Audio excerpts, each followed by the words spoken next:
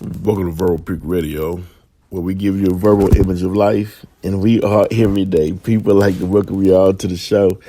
Look, I just woke up, turned on my television, right, and I saw police officials, public officials, city officials speaking on the destruction of Minneapolis and St. Paul, Minnesota, due to the horrible incident that took place of the killing and murder of George Floyd. Right. And they were saying we have to stop the destruction of their city, which is true. That the people are dishonoring the memory of George Floyd by causing this destruction and these damages to the city. Now, I went out yesterday and participated in the protest march in Houston, Texas. And there was people, a lot of people from all walks of life, from everywhere, And I just hope that, they had genuine concern for the racism that plagues this country. And I hope that they weren't crisis actors, which you could very well have had some in the group. But that's not what this is about. This show is going to attempt to explain the physical destruction that stemmed from the mental and psychological destruction that racism has plagued this country for over 400 years. And when you officials stand up in front of the public and you say things like how you're not going to allow this and that, but you don't follow up and make statements saying that any person, any officer that commits a racist act amongst any of our citizens will be dealt with a harsh blow. If you're not speaking in those terms, then what you're saying is going in one ear and out the other. Because you have to realize that the people heard all that before. That's not what that's not what their ears are listening for. That's not what they're paying attention deeply to hear. They want to hear your solutions on combating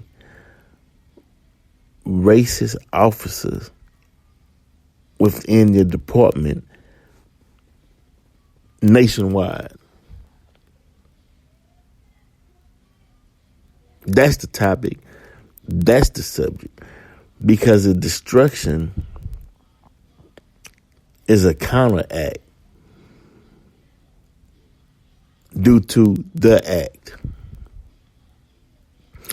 The image of that white man's knee on that black man's neck, choking him out, was worse than anybody, a lot of people have ever seen or witnessed in their lives.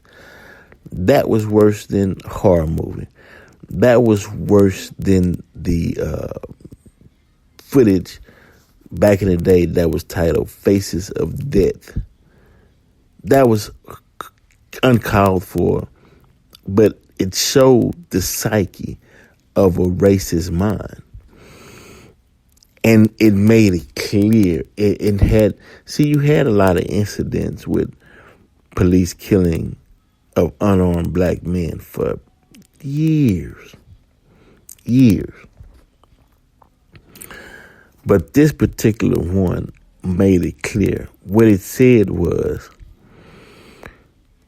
black people in America, if I'm a white police officer, I can kill you on the streets, and I can have my officers defend and watch and help in the act of me killing you, nigga, and there's nothing you can do about it. And that sparked them, because they couldn't get a hold to that officer's neck to choke him out. But that anger and that frustration, it had to come out on something, because they're protesting all across the nation. And then they say, well, you got people that's coming into Minneapolis protesting that's not from Minneapolis. It's not about. You can go in any city, any small town USA, and find black people and brown people that have been discriminated against by racists, not only in the police department, but racists in high positions such as judge and county clerks and you name it, experienced it. And they fail to realize that one day they get fed up and say to hell with it. Because the human psyche wasn't created to take on that amount of stress and unnecessary pain forever. They had to take it, back in the 16, 17, 1800s and early 1900s. Had to take it up to the mid 1900s. But no, I don't want to say they had to take it. They took it looking for a peace, hoping, okay, out of this hate and these hateful acts against me, let me be the bigger person, and hopefully in time the racism and the hate and the symbolism and that's portrayed in these movies and media and whatnot, hopefully it'll go away and we can do like Dr. King said, where we all can hold hands and sing the great Negro spiritual, and we shall overcome, and we end this thing, right? That was the direction, the path that a lot of black people was on. You had some black people who knew back in the day that this man is not going to change until you make him change. But okay, we'll go along with we shall overcome, and hopefully that spirit would rub off on the races and we end it and folks go along and live their lives peacefully and equally. Didn't happen. Police killings, James Byrd decapitated by not only racists in law enforcement, but just racists in the society. You gotta remember, black people gotta fight extreme prejudice just from an everyday citizen that's not even a police officer. You got the Ku Klux Klan. You got so much to where it just exploded. And so when these city officials get in the public and they don't come up with an ideology and solution, and they don't say it publicly about what they will do to stop it, or just what you're gonna do just to curb it, then what you're saying goes in one ear and out the other ear. What is, you have to put your plan on what you're going to do now to stop racist officers in your department. What kind of action that they will face, and what type of action will you do to make sure that they face justice for being an officer of the law and discriminating against a citizen, taxpaying citizen, a citizen in your community. That's what you got to speak to.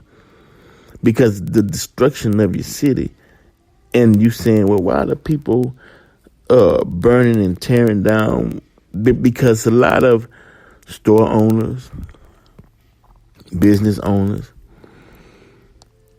preachers knew the racism that exists for years, but didn't organize and protect the youth and say no more. Look here, y'all didn't come together as one force. The business owners didn't come together as one force and march down to their city hall. The religious leaders, pastors, didn't come together one force and march down to their city and say, look, end racism, because it's a powder keg before things explode. Because this is a reaction where the people feel unprotected across the nation. So they're saying, look, if COVID-19 is out here and I'm dying, I'm not getting any protection from these city officials, and I'm being attacked by police officers, then what's the point? Like your president said, what do you have to lose? See that motto, what do you have to lose? That slogan, it resonates in so many different ways. And so when one interprets that, who's been having a white officer's knee on their neck, that resonates. Fight back, because what the hell do you have to lose? And the city officials, y'all still not getting it right. You're not addressing the root issue and what you're going to do to root it out. You got to do that first before you start talking about how you're going to get out there and arrest people and we not tolerating because, my God, what would happen if a white officer does an act more horrific than the one that just happened? You don't think the people going to get out there again and tear shit up to vent that frustration that they've been having to hold it in for years? There's no free counseling session or mental health therapist that they can walk in and say, look, man, these police, they just threw me out of my car. They berated me. They embarrassed me in front of my wife and children. I don't know what happened. I wasn't even speeding, but they asked me to get out of the car, put me on the ground, put their foot in my back, and then let me go. Like, why should I have to experience something like that? And I'm a taxpaying citizen. It's countless witnesses to mistreatment and misjudgment on black people by racist cops. And it's getting so, and the sad part about it is that it's getting so rapid that some black officers are participating, not in the racism, but standing around watching the racist cop and not even saying anything. And that's even worse. Don't go back to the investigating officers and write a statement saying, "Hey, this cop needs to be stopped. He's out of his mind. I've witnessed it. I've seen it. He needs to be investigated." They don't say nothing. They just keep quiet. Maybe they're afraid to lose their jobs. I don't know. But this is the backlash from it.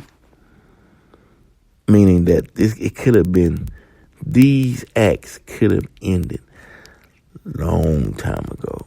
But y'all kept sweeping it under the rug, trying to protect that white image, sweeping it under the rug, trying to protect the white image until it exploded in your face. And now that it has exploded in your face, you still not saying what you're going to do to combat it.